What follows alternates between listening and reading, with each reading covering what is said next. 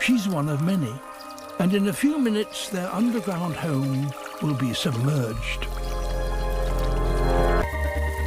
Forced to evacuate, workers and soldiers try to save the larval young. As their nest floods, the colony seems to be doomed. The fire ants band together, each locking legs with its neighbours. They're building a living raft. Each ant is covered in fine hairs that trap air against its body. As the raft forms, this air creates a cushion for them all to float on. This is the power of the colony.